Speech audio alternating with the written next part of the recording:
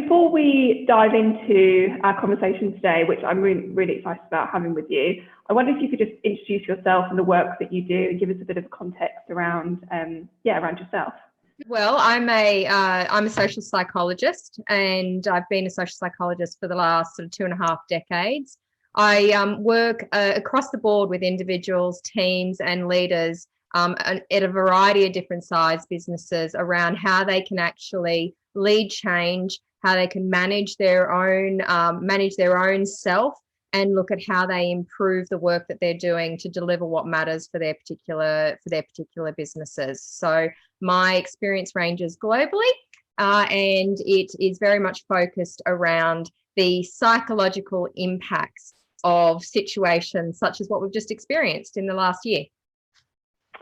So I'm guessing it's been a really busy year for you then. It's been the busiest year of my entire career. That's fair to say, Laura. Yeah. And what are the big sort of takeaways that you think that you've seen from this year? Is there a running theme? Has there been, obviously because of what we've gone through this year, is, as the word is thrown around, unprecedented in our lifetime. Is that sort of the main reason that you're getting a lot of traction in what you do? Is there a certain area that people are looking at? Yeah, it's a really interesting question. And yes, I think unprecedented is like the most popular word of 2020, it's fair to say. But the reason why I've been so busy is that I've had so many leaders, CEOs and individuals from a financial perspective who've been asking the questions around how they actually get through such disruption because of what's happened this year. And when I think about what's happened this year, particularly in Australia, we've had the bushfires that started early over summer, and then we didn't really get a break because then the pandemic hit. So that managing that level of threat and that anxiety has so much impact cognitively on our ability to make really clear decisions. It also affects the way that we organize ourselves and our brains. So the biggest questions that I've been getting around, well, how do I actually mitigate what I'm currently experiencing now? How do I take care of myself in order to be able to take care of others, whether that's my family, whether that's my team, my organization? And how do I deliver what matters? So that means making those decisions in order to continue to prosper financially, making those decisions to be able to pivot when there's been a loss of revenue, and also how do I take the silver linings out of what's happened? And we've all seen those silver linings, Laura, from things like working remotely and the extraordinary benefits of productivity that we've seen. So just in turn, from a science perspective, we've actually, working from home on average increases productivity by about 20%. And there's so many reasons for that, around not traveling, around the time you can actually, number of meetings you can actually do in one time, the amount of focus that you can actually have. That's not for everyone, but what it does tell us is that there is a better normal out of this, and we don't want to lose some of those moments that we've actually can capitalize on, particularly around how we've been able to still stay connected, but in a very virtual environment. Yeah, absolutely. And I'm glad you picked up there on the sort of what I refer to as so silver linings, but also the opportunities that have come out the last year. And I think we're all too quick to say that it's been tough, it's been challenging, it's been different. And as you say, we're now looking at a new normal. But actually, I hope that, and we as a business and as a team have really been talking about this recently as well, is that what has this actually given us the opportunity to look at from a personal perspective, but then also from a business perspective as well. And what have we gained from this? What have we learned? And what can we continue to take from this year into 2021? Let's not forget that. So the year ahead, let's make sure that we don't say, okay, everything's back to normal now, let's sort of revert back, because actually there's a lot of good that's come out of the year. Yeah, you're absolutely right. And I think that those, the things that we can learn, this is not gone away. There's definitely been an impact. So we've experienced the same kind of post-traumatic stress disorder as a result of what's happened in 2020. And that, from a physical and from a social, particularly a social perspective, has had the same impact and the same level of distress as breaking an arm or breaking a leg. And the reason for that, there's a number, but there are things that we gravitate to as human beings, and one of those things is around certainty. So what's going to happen? Being able to control what's to come next. We've had a complete fall off a cliff with regards to certainty. And that may not necessarily be as clear even for next year as well. So how we actually continue to manage that is a really important step, particularly when we think about our own financial state, from a wealth management perspective. The other area is also around relatedness. So I've completely lost my sense of connection to the rest of the world. I'm not able to travel, and that's also affected my level of autonomy and independence.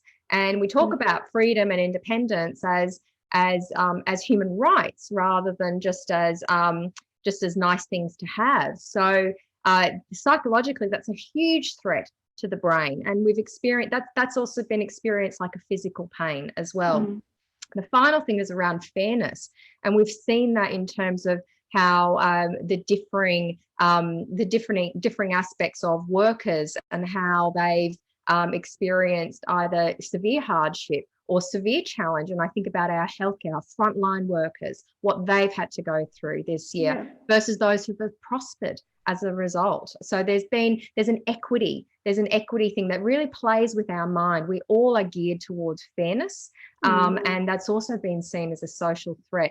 That's not going to go away. That's how we organize. Our brain organizes itself in order to keep our anxiety and our threat levels at the lowest possible state, so that we can be creative and make better, clearer decisions, and that we can connect with others in a positive way. And when those are still not 100% clear, going forward into 2021, we need to find ways that we can actually manage that in order to be able to do those things in the best possible way that we can. Yeah, it's really fascinating again, because I think there's, and I'm talking sort of from a personal perspective as well for me, when I thought back on the year and everything that's happened, a lot of us have been very lucky in that we've retained our jobs, we've retained a level of safety, especially here in Australia compared to other parts of the world. We've been very lucky with the way it's been managed. And I think we can maybe take for granted how the impact that the last year has had on us, because we may not have been necessarily directly impacted in terms of financially or in terms of job loss, safety, security, those things. And I think, and I'm saying this from my own perspective, and I think other people will feel the same, you kind of say, well, I haven't been affected, I'm fine. Although I haven't been able to travel, I've not been able to go back to the UK, for example. But beyond that, I'm fine, there's no stress, like I'm happy, I'm living a good life here in Australia, it's all okay. And I think a lot of people maybe don't give themselves the time to step back and say, okay, maybe fundamentally I'm fine, but it will still have an impact on me. I'm still psychologically, this is going to impact how, and to those sort of things that you just talked about. So I wonder whether you can maybe elaborate on that as well. People that maybe might be sitting here thinking, well, no, I haven't been affected.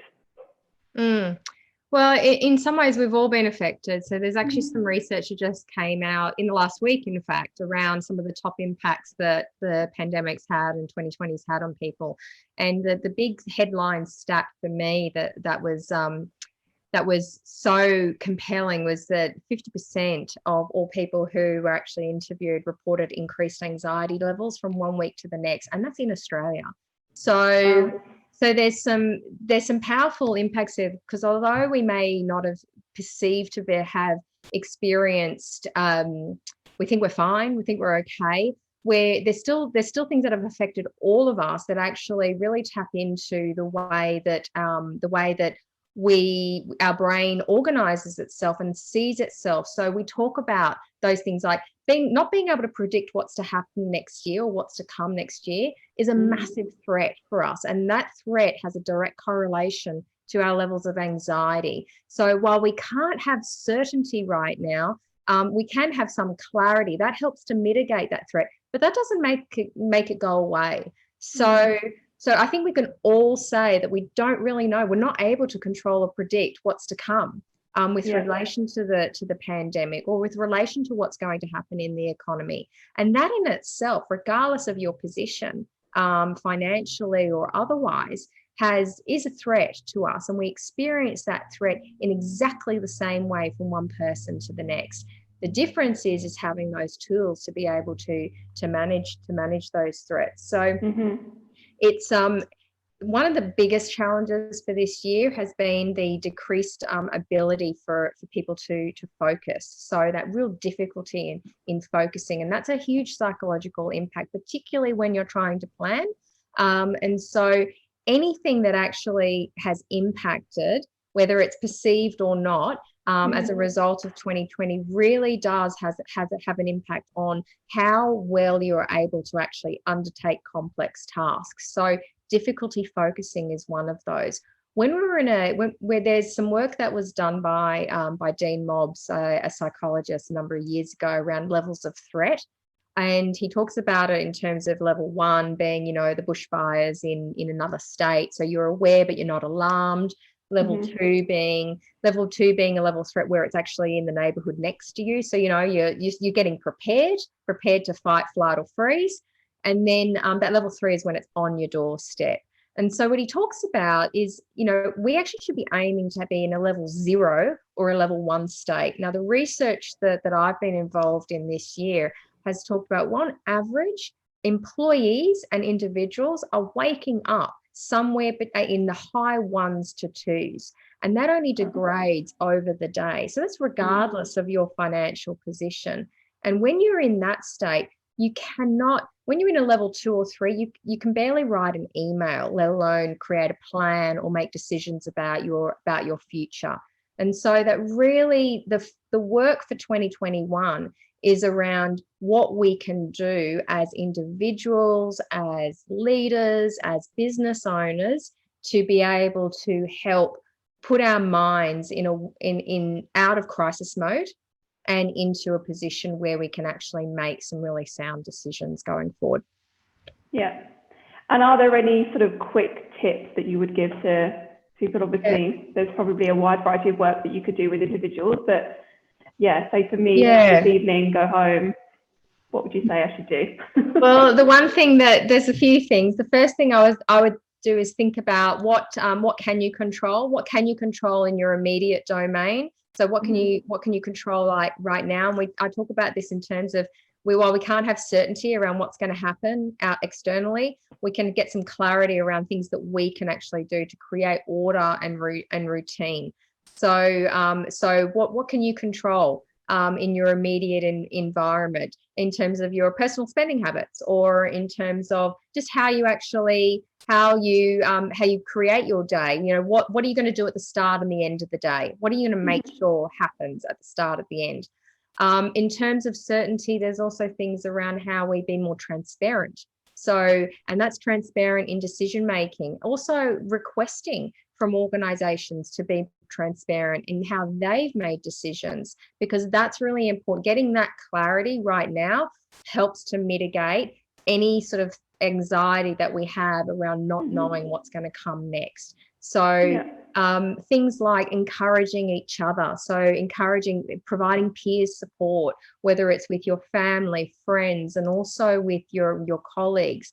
That really helps with the social connectedness, which is actually really important for us to get clear and to help make better decisions. So how do I make sure that I'm supporting others as well as myself?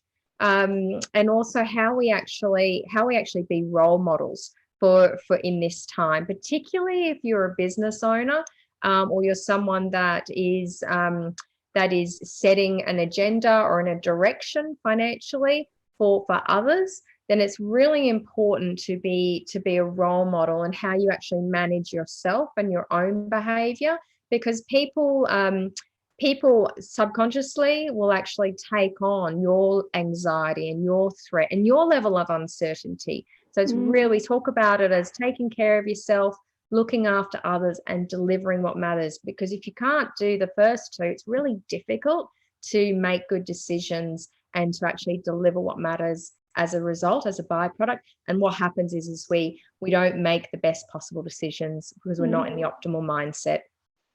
Yeah, that completely resonates. That really makes sense. I think from a personal level, like you say, from a business owner, but then if you're thinking as if you've got a family, you're sort of the head of that family, again, it's taking the time to look after yourself. And it sounds like a bit of a cliche sometimes, I think, when people say that, take care of yourself and then you can take care of others as well. But it's true, isn't it? Yeah, it absolutely is. It's Mm-hmm. it's and this is the year of simplicity. So the power that the work that I do is around keeping things really simple, because when we know things are simple, we're more likely to behave in a way that is without anxiety, without threat, and therefore we can act on that. So a lot of my work is around how we actually activate good habits in ourselves around our finances, or around our eating, or around how we actually do our work, how we're productive. So if we can manage our mindset, and even if we don't know the answers yet, Laura, like I always talk about the power of yet. So we don't know what's going to happen, but the way we can get clearer with ourselves and say is acknowledging, I don't have the answers yet, but I will find them. So, and that growth mindset is really important, particularly when we're doing things like financial planning and managing our future with the resources that we have. It also helps us get through clearly uncertain times like these are. Yeah, fantastic.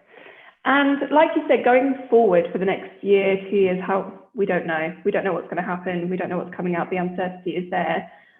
There's a lot of information that's kind of coming at us from all sorts of angles, whether it be just through the news, and every news channel has its own agenda, whether it's through, if you are on social media, you're picking up your information from there, whether it's different companies that you're maybe part, you've got their different emails. So just the overwhelm of news that's coming at us and information. How do you go, rather than, which I personally tend to do sometimes, is just sort of shut down and say, okay, I don't want to take any more in. How else do you think that's not a helpful way, obviously, because if you just shut down, you then never learn anything.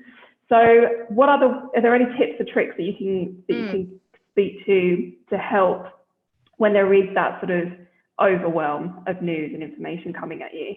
Yeah, I'll give you one tip, and I'll also give you a tool for other things that you can actually, anything else that comes up where you want to be able to manage your behavior. So with regards to the social media, clearly that has a direct impact, and all the research has suggested this, and we've seen it. I've seen it with a number of people in organizations around social media impacts your level of anxiety and your threat.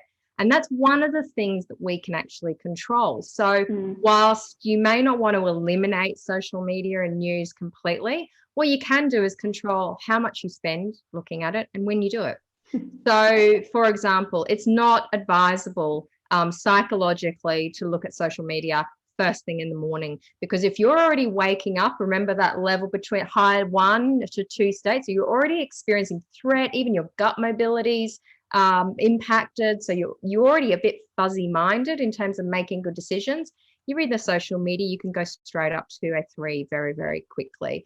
So what we often suggest is things like keep it to a 20-minute block, and that 20-minute block can be later in the day.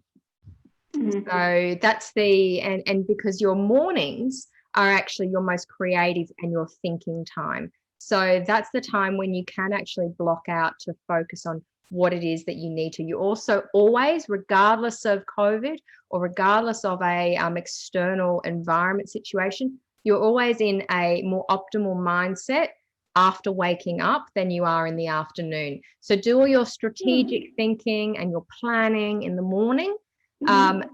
Do your admin and those emails and those things that actually don't require a huge amount of cognitive effort in the afternoon. We have very limited resource in our prefrontal cortex to actually take on complex work when we're in a threat state. So the threat state only amplifies that even further.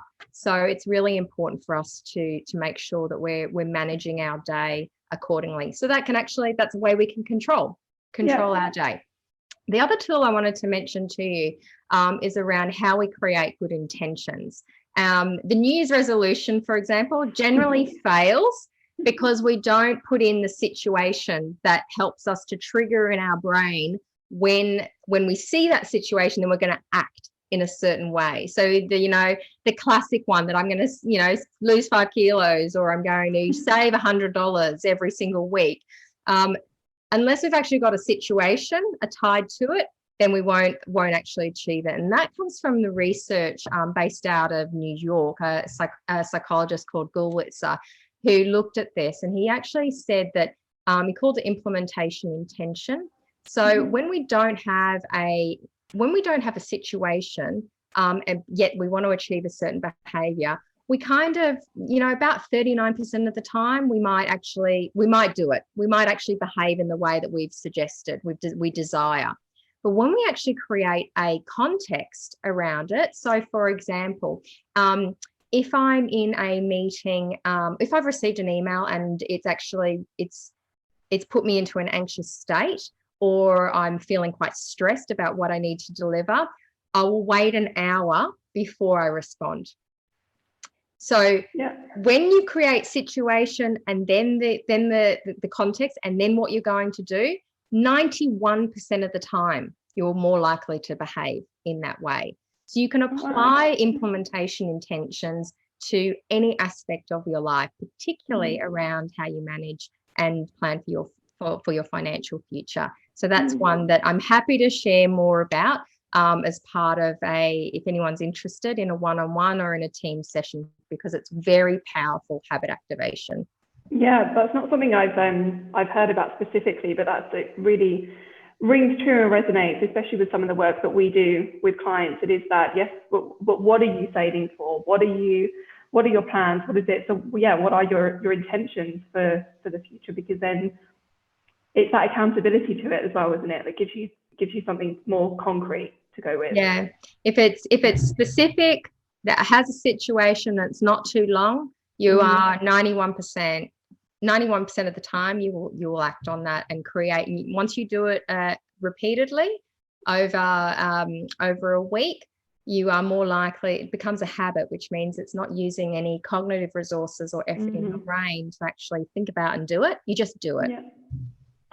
Well, I'm definitely going to be thinking about that when I do my New Year's resolutions and change them up for next year. There'll be a few things to think about, I think, now.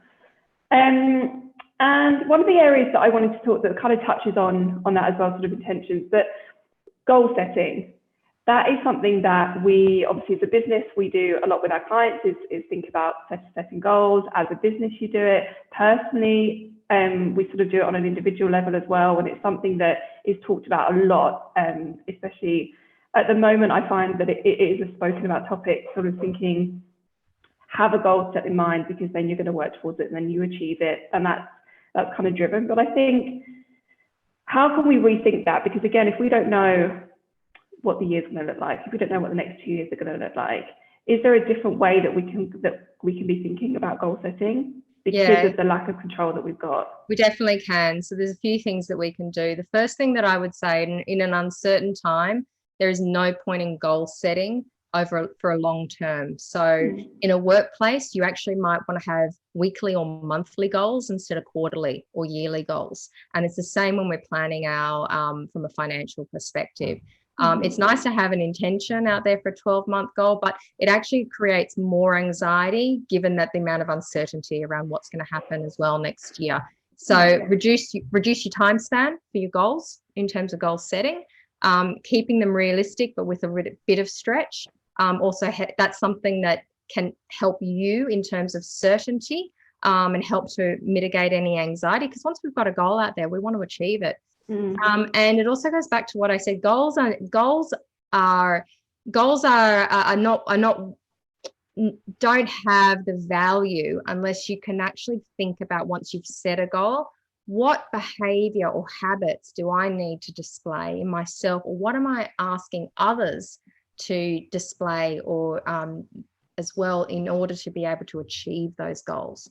So goals and habits work in unison. Goal setting is not possible to achieve without activating the right habits. And once you actually understand what those habits are and you've articulated those, then you can actually work to creating the right behavior around those using something like an implementation intention. One line that says, if I do this, if I see this situation, I'm going to act in this. I'm going to act in this way. So that would be my my advice around goal setting. Okay, perfect. And just sort of go back again, thinking about the sort of financial aspect of the last year and maybe the impact that might have had on some people.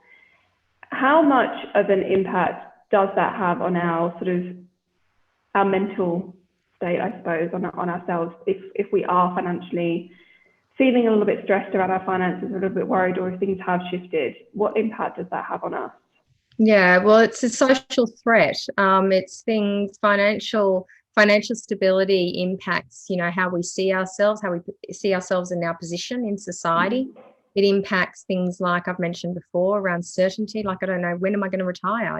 What has that shifted the goalpost? Like, so that's another one. It also has a big impact on independence and autonomy. So having the freedom to make decisions and choices. The financial stability obviously is a major player in that space. When that's taken away from us, it actually alerts the same responses in our brain as breaking a leg or as being quite sick. So it's about how we can actually reframe what's happening right now in a way that actually helps us to be able to get through and make decisions for this time, rather than looking too far ahead because things are so uncertain. So acknowledging that you're in an anxious state, acknowledging that you may not be able to do X, Y, or Z within the financial plan that you currently have, acknowledging that you might have to pivot and be a bit flexible with your plan is the first step to actually putting yourself into a better mindset to be able to make those changes and adjustments to get through the next period of time. Yeah, okay, fantastic. And going sort of bookending this back to sort of some things that we touched on at the beginning, the positives that has come out of the year.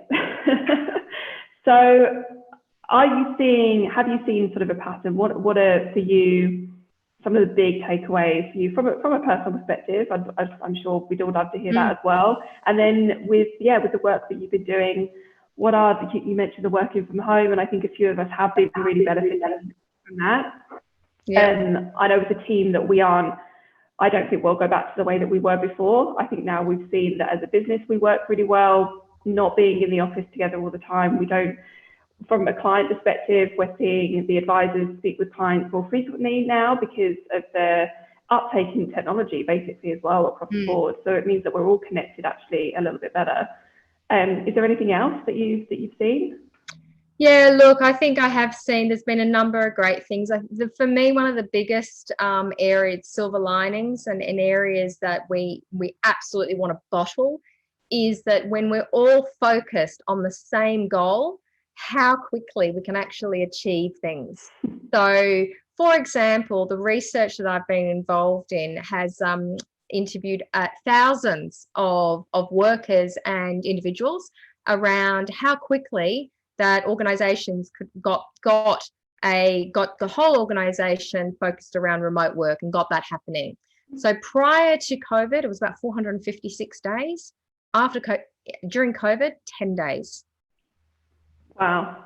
So when we have a shared goal and we're all focused on something, we actually have the ability to achieve it. And so that would be the thing that I would love to see all of us have in 2021 is to think about what are the 3, not 30, what are the 3 things that you want to achieve next year? So focus on the essential, not the exhaustive. When we focus on those 3 things and we get the people around us who share the same focus, we know because we have the evidence from this year that we can actually achieve it if we're not cluttered with an exhaustive list of things that we want to achieve or want to transform. So focus on the essential for 2021. Great, that's an amazing tip and something that, again, I'm going to take personally and professionally going into the year. Thank you so much, Bridgette, for today. Now, this isn't going to be the last time that we'll be speaking. Hopefully, we'll be speaking a bit more throughout the year, bringing you back to talk about various topics as the year goes on. As we know, it will remain a little bit uncertain. So we want to be able to bring some tips and tricks and also some tools that we can maybe all use throughout the year. So looking forward to that. Thank you so much. And as you mentioned, you are available for some one-to-ones or team and group sessions as well. Yeah, so if anyone's interested in if there's been any eureka moments or insights based on what you've heard today, then please, you're welcome to contact me via Treysta. Laura will put all the relevant email addresses and links up for you to make contact, and I'm happy to have any post sessions with any of you or your teams. Perfect. Thanks so much again, Bridgette. And remember, take care of yourselves, take care of each other, and deliver what matters.